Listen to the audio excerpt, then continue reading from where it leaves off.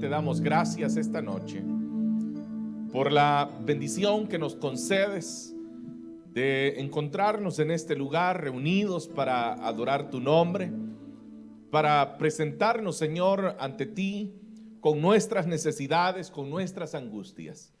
Gracias, Señor, porque después de estos momentos de oración tenemos en nuestros corazones la certeza de que nos has escuchado y que de acuerdo a tus propósitos y a tus tiempos darás respuesta a la petición de tus hijos. Gracias te damos esta noche por todo, Señor, por la vida de cada uno de los que hoy estamos en este lugar congregados. También por la vida de aquellos que se unen a través de la transmisión en vivo emitida desde este lugar, Señor, ahí donde se encuentran, que tu mano también les bendiga. Tu mano pueda sanar a los que están enfermos. Tu mano pueda proveer al que está necesitando. Y ahora, Señor, con sumo gozo, queremos dedicarnos a la reflexión, al estudio de tu palabra. Háblanos, te lo suplicamos. En el nombre de Cristo Jesús. Amén, Señor, y amén.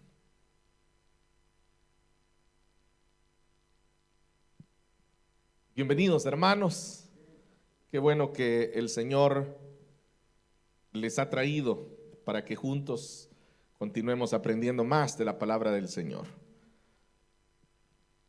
Vamos, hermanos, a abrir nuestras Biblias en esta oportunidad. En la epístola a los Hebreos, capítulo número 7. Y damos lectura al versículo 1 en adelante. Dice la palabra del Señor, Hebreos capítulo 7 y versículo 1. Este Melquisedec, rey de Salem y sacerdote del Dios Altísimo, salió al encuentro de Abraham, que regresaba de derrotar a los reyes, y lo bendijo. Abraham, a su vez, le dio la 10ª parte de todo. El nombre Melquisedec significa, en primer lugar, rey de justicia, y además rey de Salem, esto es, rey de paz. No tiene padre, ni madre, ni genealogía. No tiene comienzo ni fin, pero a semejanza del Hijo de Dios, permanece como sacerdote para siempre. Consideren la grandeza de ese hombre, a quien nada menos que el patriarca Abraham dio la 10ª parte del botín. Amén. Solo esos versículos leemos, hermanos. Por favor, pueden tomar sus asientos.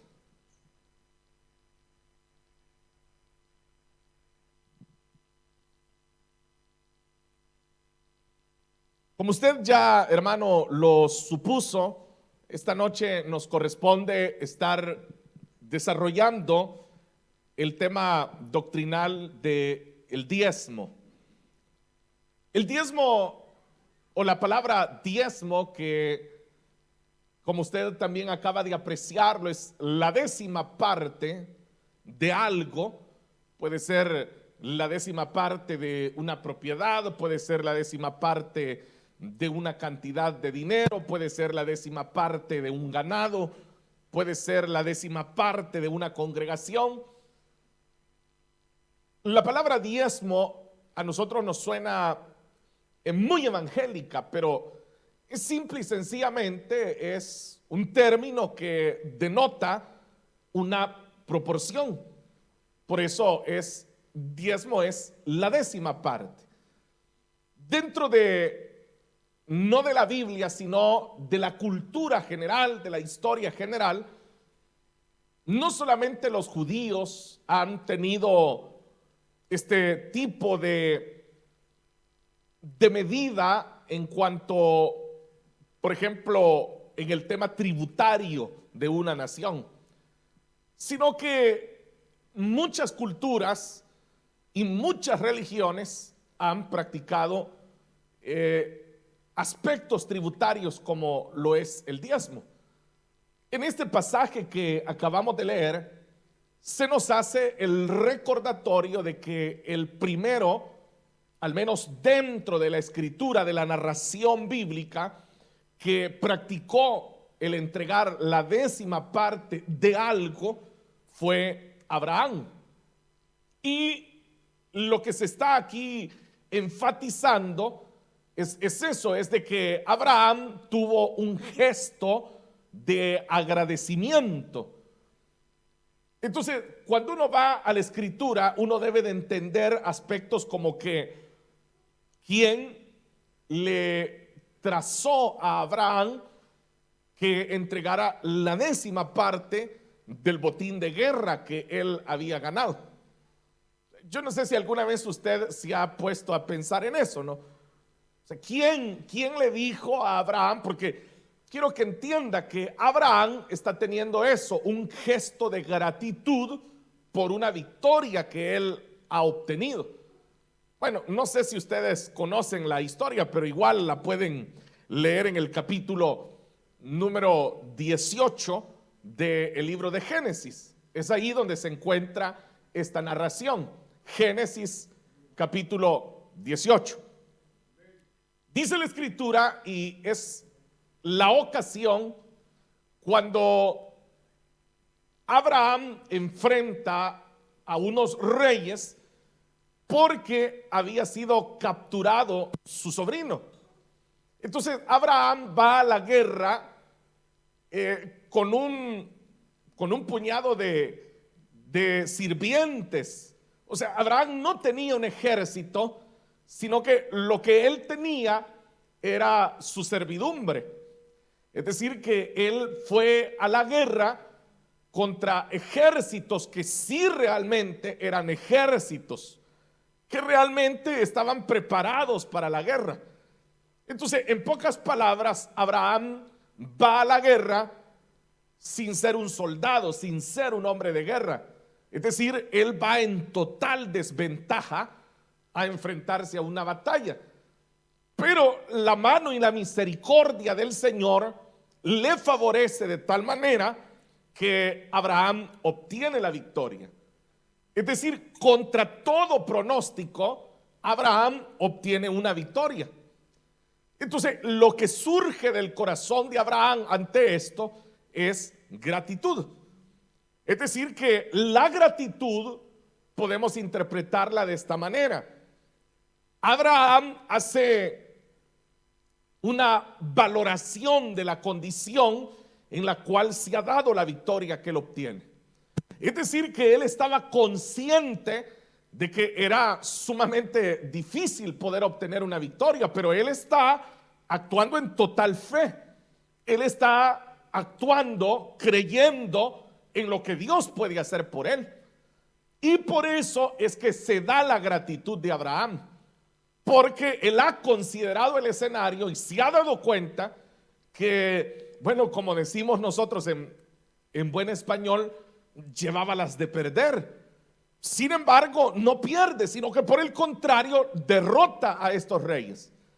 Entonces, esa victoria, Abraham en ningún momento la interpreta como, por ejemplo, decir, bueno, no sabía que yo tenía dotes de militar.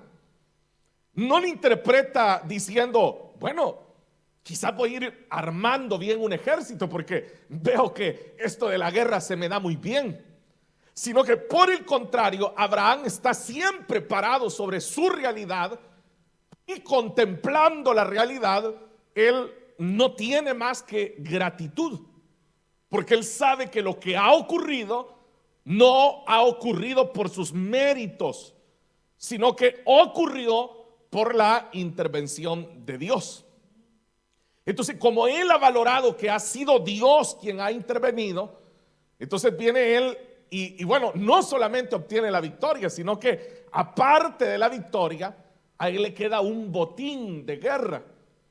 Entonces, cuando él mira todo lo que Dios ha hecho por él, cuando él está regresando de la batalla, él se encuentra a Melquisedec, el cual usted acaba de leer, que dice claramente que no tiene principio y no tiene fin.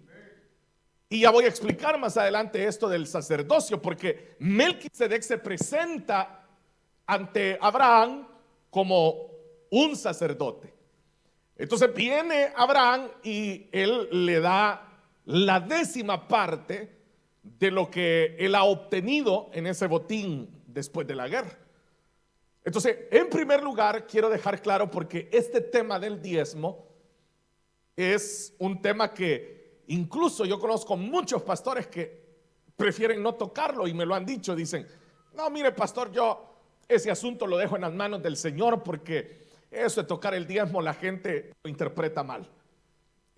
Y ahora vea cómo ha sido de astuto el enemigo, porque lo que el diablo hizo fue levantar hombres que sí, sin lugar a dudas, son hombres codiciosos, cuyas enseñanzas lo único que promueven es la avaricia, la codicia, y esa es una realidad que nadie puede ocultar.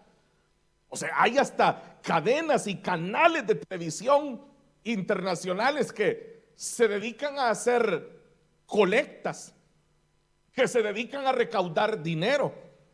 Y por supuesto, para hacerlo echan mano de una serie de prácticas antibíblicas, totalmente antibíblicas. Por ejemplo, hay algunos que usted llama por teléfono, ¿no? Y usted dice, fíjese que tengo un pariente con cáncer, por ejemplo. Y entonces vienen ellos y le dicen, sí, pero Dios lo puede sanar, solo tiene que pactar por la sanidad de su ser querido. Y entonces viene la necesidad de la persona, la lleva a ser, bueno, en alguna forma diría ingenuo, ¿no? Y a decir, está bien.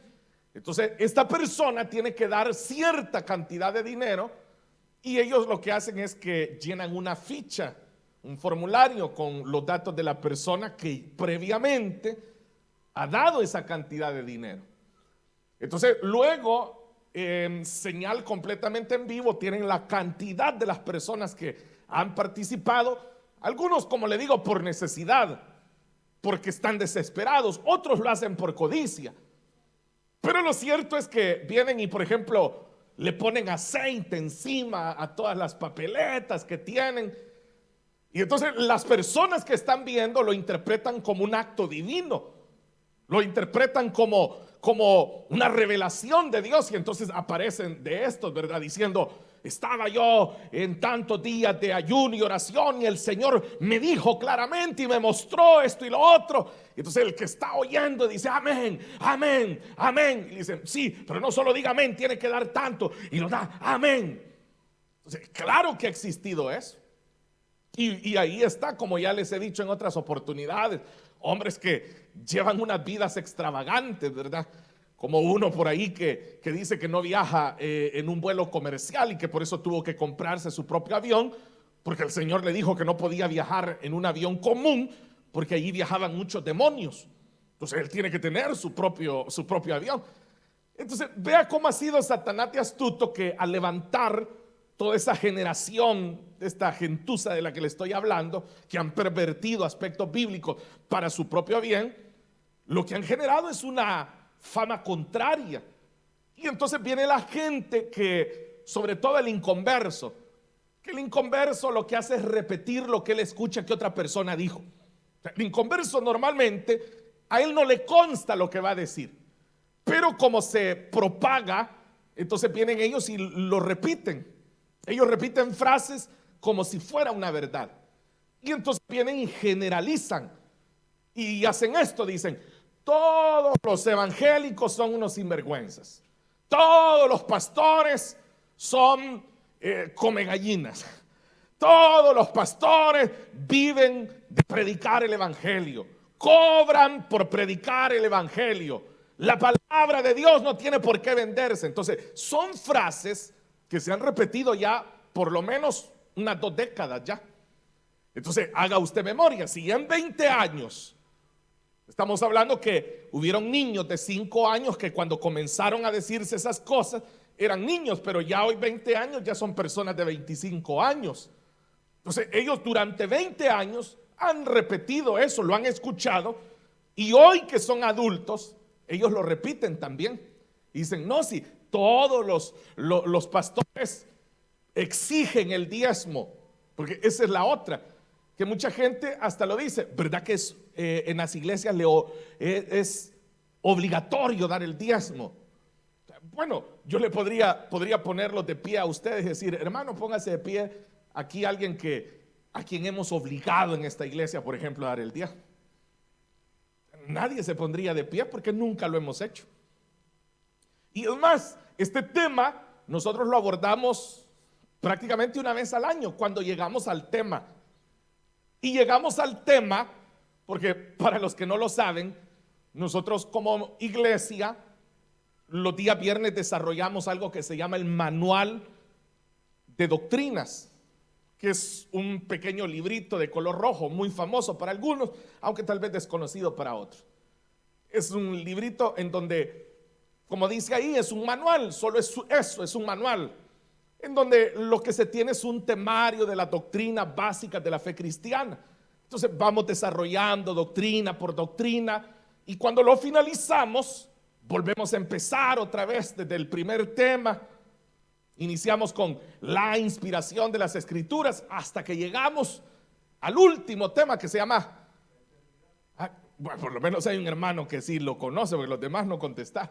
Sí, la eternidad futura. Entonces, cuando llegamos a ese tema, volvemos otra vez, y así ha sido por años. Y ha sido muy funcional, porque por eso la mayoría de miembros de la iglesia conocen al menos básicamente las doctrinas de la iglesia. Entonces, por eso es que una vez al año llegamos a este tema. De allí, igual yo podría desafiar y decir, ¿cuándo fue la última vez que tocamos algún tema de esto del dinero en la iglesia? Usted diría, hermano, ni idea, porque no lo hacemos. O sea, no lo hacemos. Entonces, con esto yo le estoy demostrando que lo que comúnmente allá afuera se repite, en alguna medida es falso. O sea, no estoy diciendo que no existan lugares o personas que sí lo hagan. O sea, sí hay. Desgraciadamente sí hay. Sí existen. Existen personas, como le digo, que se han burlado de los demás. Existen congregaciones en donde, por ejemplo, los pastores, ellos deciden, ellos manejan el dinero de una iglesia. Claro que existe, pero eso no significa que en todas sea igual. Le vuelvo a decir, por ejemplo, nosotros acá, porque esta es nuestra responsabilidad, ¿no? Acá nosotros tenemos un equipo de personas que son desde que se recauda, quienes contabilizan y quienes administran. Yo no tengo por qué tocar, pero ni una moneda toco. No, entonces quiere decir que es falso lo que dice la gente allá afuera. Cuando dicen todos, no es así, es falso. Es falso eso. Ahora, ¿pero por qué se hace? En primer lugar, por ignorancia, como le acabo de decir. El problema es cuando lo hacen cristianos también. O sea, que una persona que nunca ha ingresado a una iglesia, una persona, como ya le dije, que solo ha ido repitiendo lo que escuchó de otros, en alguna forma hasta uno dice, bueno, hay que darle la razón porque no sabe. Quiera Dios que algún día se dé cuenta, quiera Dios que algún día se convierta, sea parte de una iglesia en donde exista una sana doctrina y pueda llegar a conocer la verdad. Pero el problema es cuando son cristianos los que hacen esos comentarios. Ahí es delicado. Cuando son, incluso se lo voy a poner más grave todavía, cuando son hasta servidores de las iglesias quienes hacen esos comentarios. O sea, ahí sí ya es peligroso. Porque en este tema del diezmo, para ser más exactos, quienes siempre le buscan pretextos, simple y sencillamente son los que no quieren participar. Así de simple. Usted sabe que el que no quiere siempre va a buscar de dónde sacar y cómo excusarse. Le voy a poner este ejemplo. Las personas que discuten con respecto a este tema del diezmo, normalmente el argumento de batalla siempre ha sido: el diezmo es de la ley y la ley está abrogada y por lo tanto yo no tengo por qué diezmar. Ese ha sido el argumento, o sea, más común, el más común.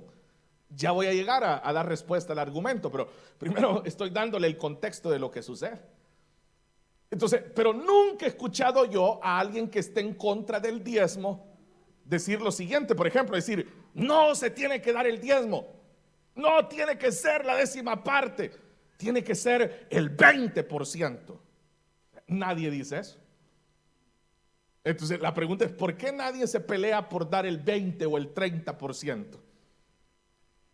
¿Por qué nadie dice: no, la 10ª parte era en la ley y nosotros tenemos que dar el 30 como creyentes en la gracia? O sea, nadie dice eso. ¿Por qué?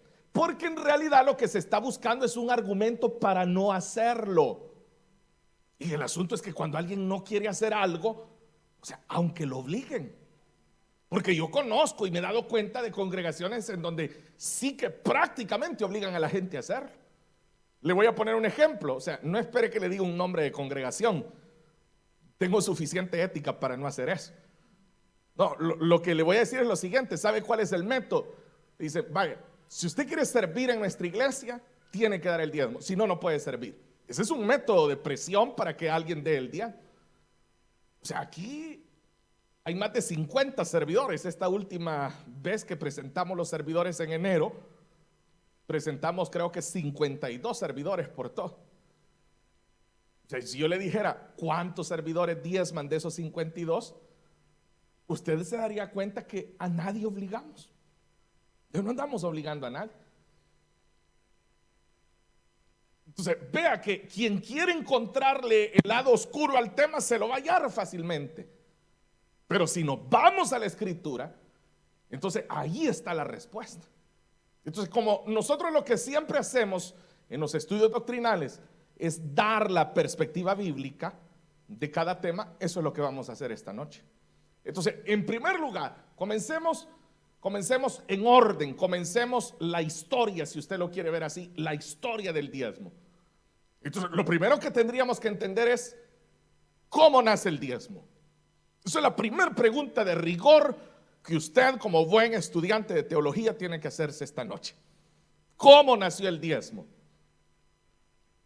¿Lo impuso Dios? ¿Lo pidió Dios? O sea, no hay un texto en donde sea Dios quien lo está pidiendo. No es el Señor quien lo pidió. O sea, eso brotó del corazón de Abraham. Dios no le dijo: Abraham, dame el diezmo. Él lo ofreció. Entonces esto a usted le demuestra que es así como la mayoría de temas, como la mayoría de prácticas de nuestra vida cristiana, que todo lo que hacemos lo hacemos por amor, lo hacemos por gratitud. Ya le expliqué la historia. Abraham venía de una batalla en donde él estaba en total desventaja, y en lugar de ser derrotado, triunfa, y aparte de triunfar, regresa hasta con un botín. Y entonces lo que él trae en el corazón es gratitud ante Dios. Él está agradecido. Entonces, en primer lugar, quiere decir que el diezmo es un gesto de gratitud ante Dios. Entonces, aquí a usted ya tiene un primer detalle que entender. Si usted no diezma, es porque no se siente agradecido con Dios. Así de sencillo. Entonces, ¿cómo lo voy a obligar yo y lo voy a agarrar del cuello y le voy a decir: sea agradecido con Dios? No se puede. Es que la gratitud es algo que brota. La gratitud es algo que nace en base a mi consideración de lo que Dios está haciendo o ha hecho por mí. O sea, aquí hay hermanos en la congregación y todos los que diezman voluntariamente. A nadie se le impone, a nadie se le exige. Es más, nosotros acá como iglesia creo que no usamos ni más de 5 minutos para motivar una ofrenda. Decimos, hermanos, ha llegado el momento de participar, demos siempre al Señor con amor.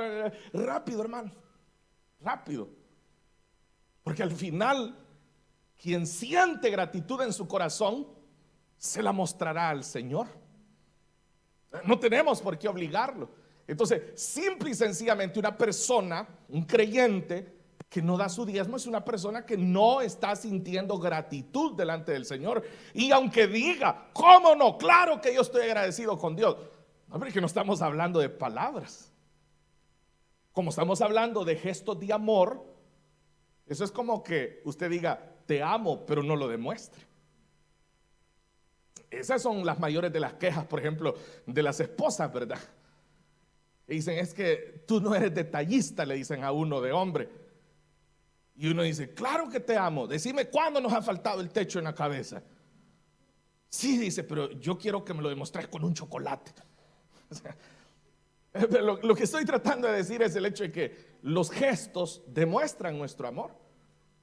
Y ante Dios la gratitud debería demostrar realmente que nosotros hemos considerado. Se lo voy a poner de un plano más práctico. Cuando usted está dando su diezmo, usted aparta su diezmo, usted está reconociendo, está dando gratitud a Dios. Y usted sin palabras, usted está diciendo, Señor, sé que estando en esta tierra extraña, sé que estando a miles de kilómetros del país donde nací, sin lugar a dudas, has sido tú quien me ha abierto estas puertas. Eres tú quien me ha puesto en gracia delante de las personas que me han contratado, de la empresa que me ha contratado. Gracias, Señor, porque tengo mis documentos para que me hagan un contrato de trabajo. Gracias, Señor, porque el que no los tiene sabe que en algún momento los va a tener, porque el Señor va a obrar. Entonces, vea, tenemos tantos motivos por cuales agradecer a Dios, y ahí tiene usted una oportunidad para demostrar su gratitud. Entonces, simple y sencillamente, insisto, el que no lo hace porque realmente no siente la gratitud, y si no la siente, no se le puede imponer esa gratitud. No se puede. Entonces, volviendo al caso de que le dicen a uno, no, es que el diezmo es de la ley. Bueno, allí faltaban más de 400 años para que se diera la ley, para que usted tenga el dato. Faltaban más de 400 años para que Moisés recibiera las tablas de la ley, para que la ley fuera implementada. O sea, faltaban más de 4 siglos. Y Abraham, en un mover en su corazón de gratitud, él le da al Señor la 10ª parte. Entonces, luego, bueno, pero como le dije que es una perspectiva histórica, en el capítulo número 28 siempre de Génesis, que también todavía no existía la ley, ni pensaba en existir la ley, en el sentido de que faltaban muchos años, también aparece otro hombre diciéndole a Dios que de todo lo que le diera, la 10ª parte le daría él a Dios. Ese fue Jacob. Entonces, vea, ahí viene el segundo ejemplo. Por eso le digo, lo llevo de forma ordenada, le dije. Ya vimos a Abraham, ahora llega Jacob. Una vez más, o sea, Dios no le dijo nada a Jacob. Fue Jacob quien le dijo a Dios, de todo lo que tú me dieres. Oiga, ¿hasta dónde lo llevó? Y el caso es diferente porque Abraham ya tenía el botín. Abraham le dice a Melquisedec, aquí está. O sea, ya lo tenía. Jacob nos está mostrando un detalle más, porque él está llevando su gratitud a la fe, porque él no lo tenía. De todo lo que me diereis, o sea, todavía no lo tiene, pero él ya está ofreciendo a Dios, porque él está dando fe de que Dios lo va a bendecir. Bueno, ustedes no sé si no dicen amén porque ya se les terminó la fe o porque, no sé, pero yo voy a tratar de interpretar de que es porque están muy concentrados en el estudio. Entonces, vea, Jacob, eso usted lo puede encontrar, le dije, en el capítulo 28 de Génesis. Pero si usted sigue leyendo, llegará al capítulo 31 y al capítulo 32 de Génesis. O sea, yo no voy a leer todos los textos porque se imagina, ya llevamos creo como 30 minutos ahorita y si me pongo a leer los textos, no terminamos. Léalos usted en casa, disfrútelos. Pero ahí está el capítulo 31, 32. En el capítulo 31, Dios le recuerda a Jacob la promesa que le había hecho. Vaya prestando atención, porque Jacob le dijo a Dios: de todo lo que me diereis. Entonces, pero no lo hizo. Y Dios ya lo había comenzado a prosperar. Y se lo voy a contar rápido. Dios le habla y le dice: Jacob, regresa a la tierra donde naciste. Y acuérdate, le dijo el Señor, que tú me hiciste un voto. O sea, ahí Dios le está recordando, le dice: acuérdate que me hiciste un voto. Porque esa es la más tradicional de la mayoría de cristianos en necesidad, en angustia, en tribulación. Si tú, Señor, me das el trabajo, yo te prometo que te voy a dar el diezmo. Entonces intentamos convencer a Dios como con trueques, ¿verdad? Si esto me sale, entonces sí, Señor, que yo tal cosa. Y ahí están prometiéndole a Dios. Normalmente el que lo hace por interés, lo más seguro es que no va a cumplir. Porque como ya le dije, se cumple cuando hay gratitud, exacto, ahí es que se cumple. Pero si solo hubo un interés de por medio, lo más seguro es que se va a hacer un par de ocasiones y posteriormente se va a suspender porque no hay gratitud, solo hubo interés. Bien, pero yendo a Jacob, le dice el Señor: acuérdate que me hiciste un voto. Y ya en el capítulo 32, Jacob sale con toda su familia hacia la tierra que el Señor le ha dicho.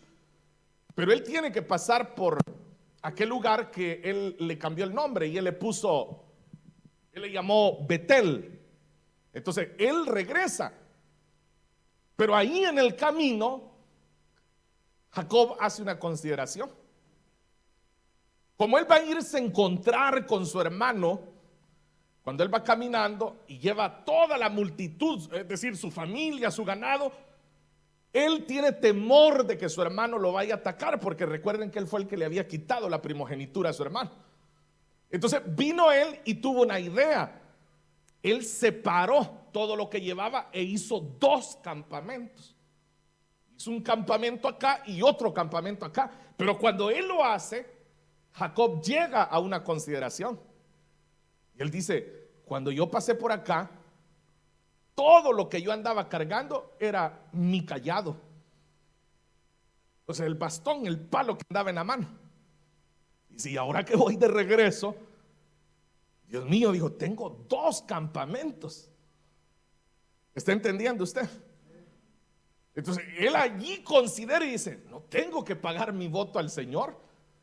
Si cuando yo le hice el voto a él, todo lo que traía era el cayado en la mano. Y ahora que voy de regreso, estoy viendo que tengo dos campamentos. O sea, allí él siente la gratitud de reconocer al Señor y de cumplir con el voto que él había hecho delante del Señor. Y por eso le estoy diciendo, y esto es mucho antes de la ley. O sea, no existe la ley. Entonces quiere decir en conclusión que el diezmo no nace por la ley, nace por la gratitud del corazón.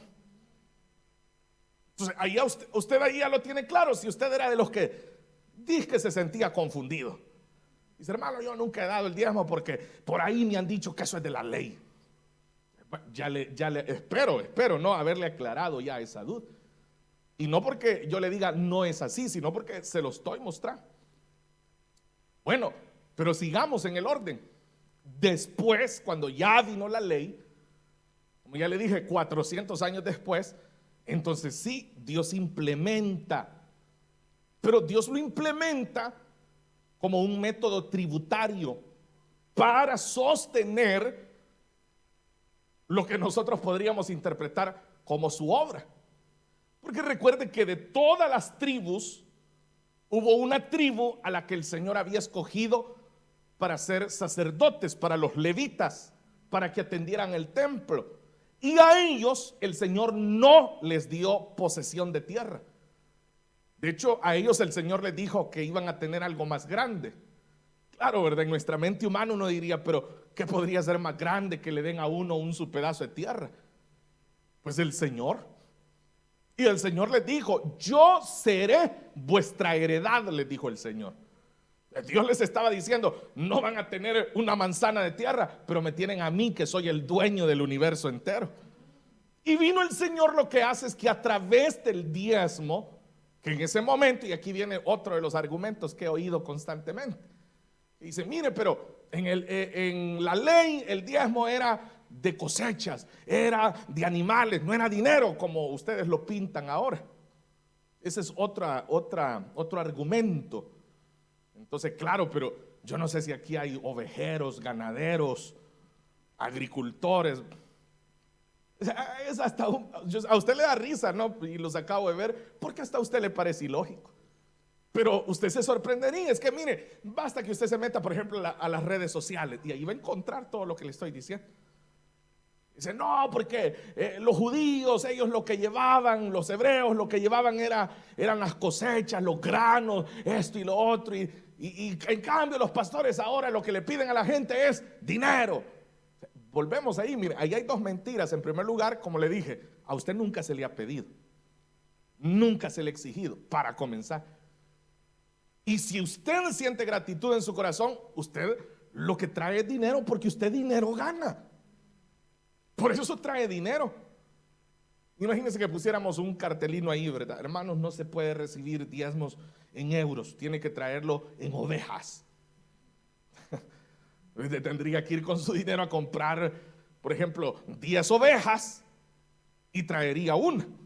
Hermano, aquí traigo esta oveja, es el diezmo porque compré 10 ovejas, así que aquí traigo una. O tendría que ir a comprar 10 sacos de papa y decir, hermano, aquí traigo un saco de papas porque fui a comprar 10 sacos de papas, así que aquí está mi diezmo. Usted no lo haría porque usted recibe en dinero. Usted siente sumamente fácil expresarle a Dios su gratitud tomando un sobre, poniendo la 10ª parte de lo que usted recibió y dice, gloria a Dios, dice usted. Bendito es el Señor que nos ha prosperado en esta tierra, que me recuerdo cuando me bajé del avión, lo único que traía era una maleta y hasta la maleta era prestada. Y aquí estamos, bendito sea el Señor. Vea, esa es la gratitud. Entonces, vaya entendiendo. Entonces, vino el Señor, Él lo hace para sustentar a los levitas y a los sacerdotes. Que suena bien fácil decirlo, pero le quiero decir, eran miles. Eran miles. Cuando usted escuche hablar de que los levitas, o sea, no se imagine 10 levitas. Eran miles. Si estamos hablando de una nación de más de 1 millón de personas, entonces se tenía que atender con miles. Era toda una tribu. Por eso es que Aarón es el primer sacerdote. Y guarde este tema porque ya lo va a necesitar más adelante. Aarón es el primer sacerdote. Después de él vienen los hijos de él, y así después los nietos. Era por herencia que se iba dando el sacerdocio, porque no era un sacerdocio eterno. Por eso se necesitaba sucesores, porque no era eterno. Pero ¿cuál es la diferencia que ahora aquí en Hebreos se está diciendo? Que Melquisedec, dice, no tiene padre, ni madre, ni genealogía, no tiene comienzo, ni fin, sino que dice, permanece como sacerdote para siempre. Ahí está la diferencia del sacerdocio de Aarón con el sacerdocio de Melquisedec. O sea, no necesita sucesor porque no muere, él es para siempre. Ese es nuestro sumo sacerdote, Cristo Jesús el Señor, que Él es el sacerdote nuestro para siempre. O sea, no va a ser sustituido como pasó con Aarón, como pasó con los hijos de Aarón, como pasó con los nietos de Aarón. No hay unas... Entonces, ve ahora, entiende esa parte. Claro, los diezmos sirvieron para eso, porque había que sustentar, había que cuidar el pueblo. Y note la figura, el pueblo llevaba sus diezmos porque ellos estaban agradecidos con los sacerdotes que se presentaban ante Dios con los sacrificios. Entonces ese era el método por medio del cual Dios sostuvo. Ahora, pero aquí viene la respuesta, porque muchos dicen, sí, ya ve, era la ley, dice, y si se sigue haciendo es dentro de la ley. Bueno, pero este pasaje sí se lo voy a leer porque es importante. Son las palabras del Señor Jesús, Mateo 23, versículo 23 también. Y aquí es el Señor Jesús quien está diciendo lo siguiente. Mateo 23, versículo 23. Ay de ustedes, maestros de la ley y fariseos hipócritas, dan la 10ª parte de sus especias, la menta, el anís y el comino, que eran plantas, pero han descuidado los asuntos más importantes de la ley. Y ahora él los va a mencionar, dice, tales como la justicia, la misericordia y la fidelidad. Note lo que el Señor estaba encarando a los maestros de la ley. Que recuerde que allí, en esa época, para que usted haga memoria, ya no era así como le acabo de decir, que era por sucesión, sino que ahora Israel se encontraba bajo el poder de los romanos y ellos cumplían lo que los romanos les decían. Y por eso era que los sumos sacerdotes en ese momento era Caifás, y se menciona a Anás también, porque ya ahora ya no era cuestión como lo que le acabo de mencionar de los sacerdotes. Ahora ya esto era más político que otra cosa. Eran hombres corruptos, hombres que se habían enriquecido, pero de eso vamos a hablar en otra oportunidad. Lo que quiero que entiendan es que el Señor los confronta y les dice lo siguiente: ustedes sí son muy religiosos y si traen ahí el diezmo de la menta, del anís, les dice, del comino, que como le digo eran plantas. Entonces piense usted cómo era el diezmo de una planta de menta, por ejemplo. Llevaban hojas, imagínese usted. Es decir, de 10 hojas, ellos llevaban una. Eso les está diciendo el Señor. Y entonces viene el Señor y les dice, sí, pero ustedes descuidaron la justicia, la misericordia y la fidelidad. Pero oiga lo que el Señor va a decir a continuación. Debían haber practicado esto sin descuidar aquello. En ningún momento el Señor les dice, ¿saben qué? Ya no lo practiquen. Sino que más bien el Señor está diciendo, practíquenlo, pero no descuiden. Tengan cuidado de cumplir con la justicia, la misericordia, la fidelidad, porque de lo contrario, lo que nosotros estaríamos haciendo es solo un acto religioso. Si no tenemos estos elementos que el maestro está mencionando acá. Entonces, note que aquí el Señor no está, como algunos interpretan, abrogando la ley. La está destruyendo, porque ese es el concepto que se tiene. Recuerde que el Señor lo que Él hizo fue cumplir la ley en Él. Eso fue lo que el Señor hizo. Entonces, aquí el Señor está cumpliendo y les dice, claro, háganlo, pero no descuiden lo que han descuidado. Entonces ahora, cuando llegamos ya a Hebreos, que es lo que hemos leído en esta noche, allí está ya la aclaración. Y por eso usted lo leyó, que dice en el versículo 6,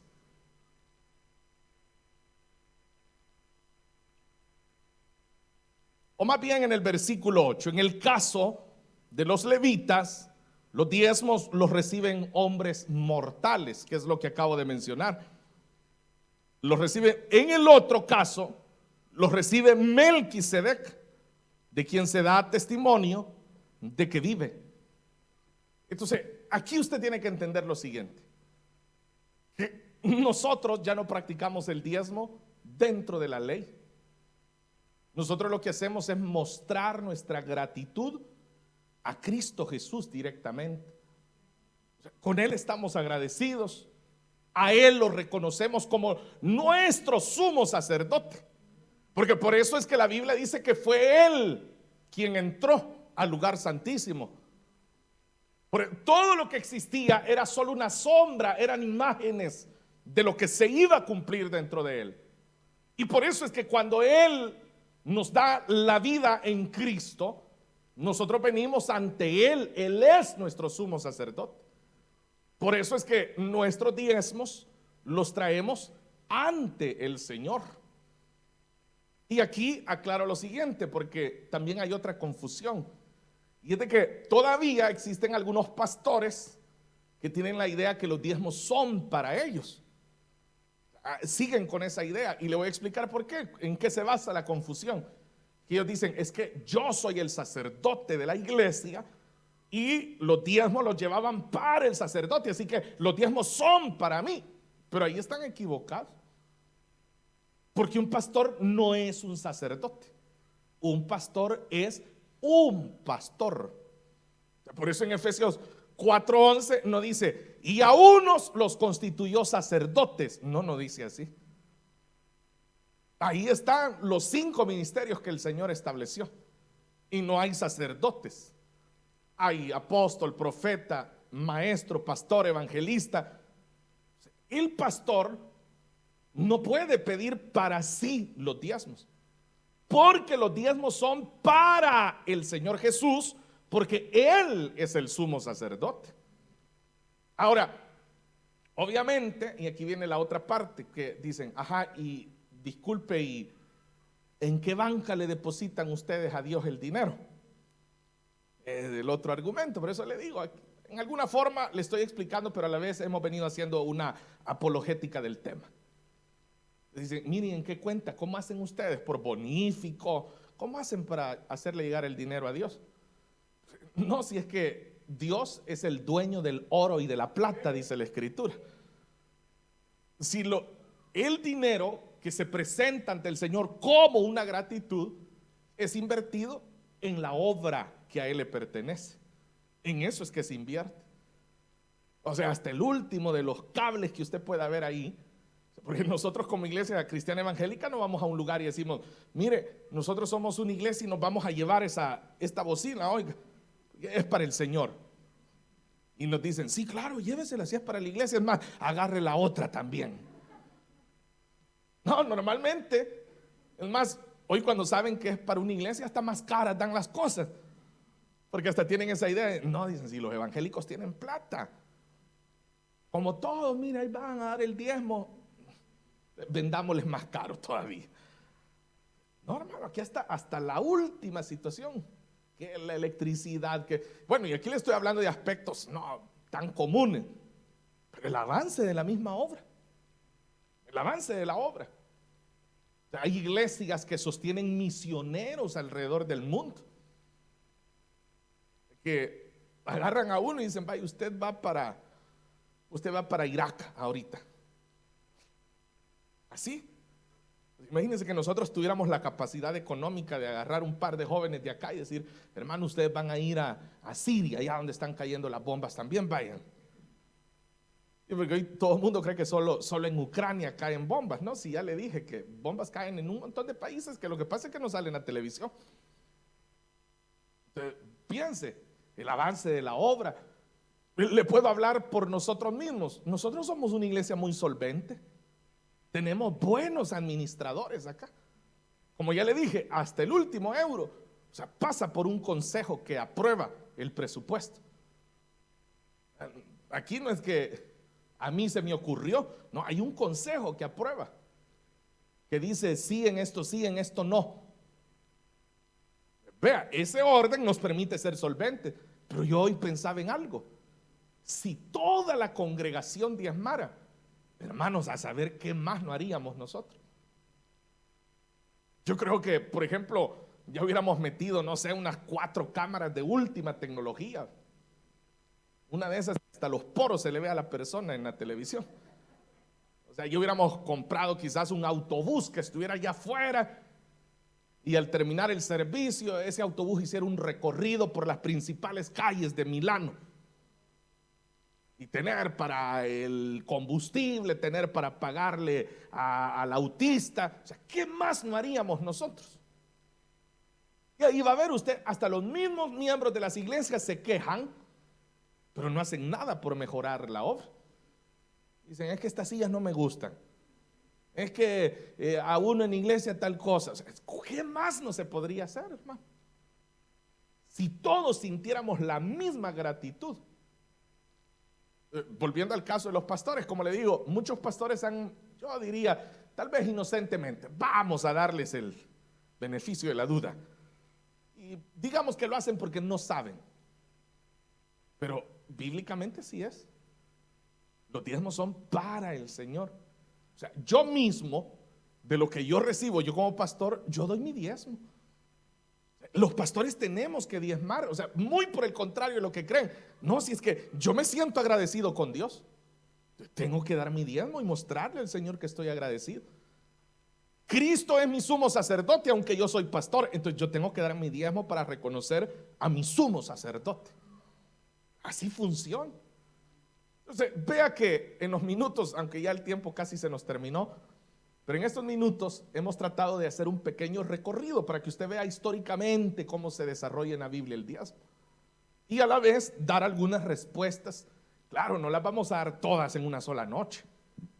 No podemos.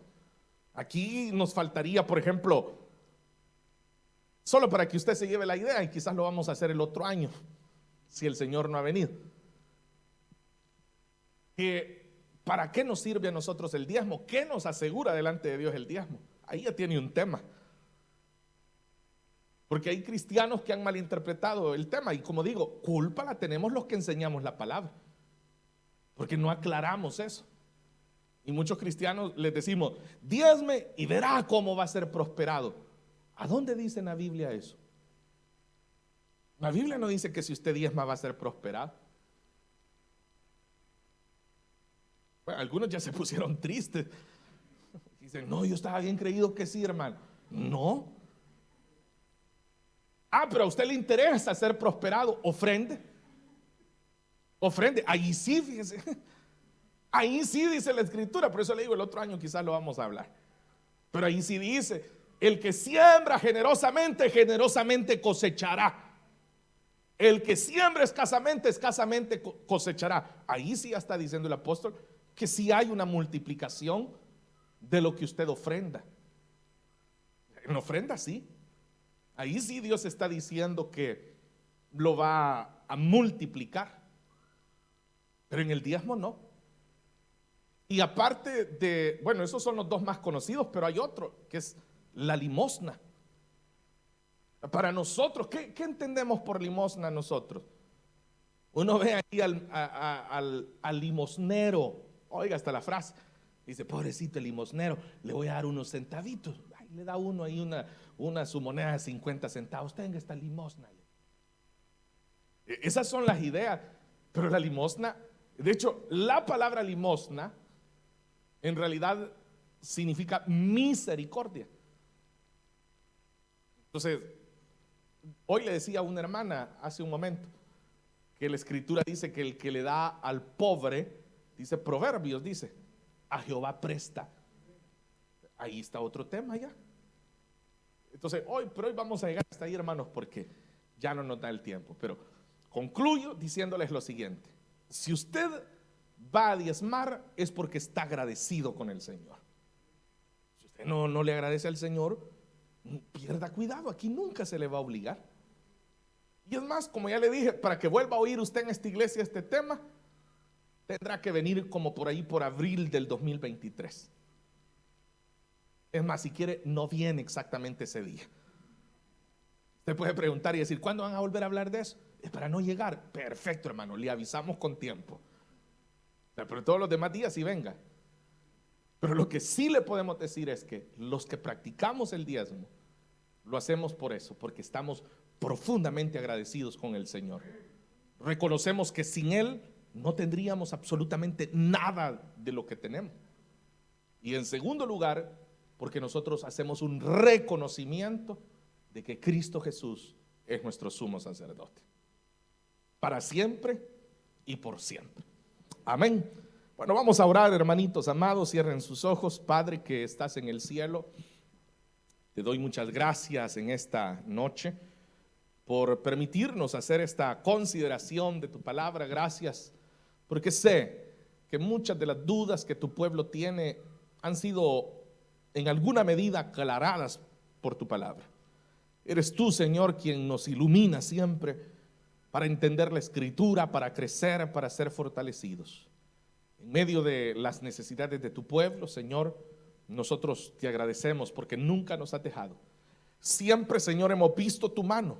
Siempre nos has cuidado, siempre nos has provisto. Tú eres quien intercede por nosotros. Tú eres nuestro sumo sacerdote. Tú eres el que entraste al lugar santísimo y no vertiste la sangre de un cordero, vertiste tu propia sangre. Y por eso, Señor, nosotros te reconocemos. En el nombre de Cristo, Señor, bendice a todos mis hermanos que fielmente presentan ante ti sus diezmos por gratitud y reconocimiento. Aquellos, Señor, que su fe aún no les permite llegar a ese paso, ayúdales en su incredulidad para que puedan mostrar su gratitud y puedan honrarte a ti como su sumo sacerdote. En el nombre de Cristo, Señor, gracias en esta noche por tu palabra. Amén y amén.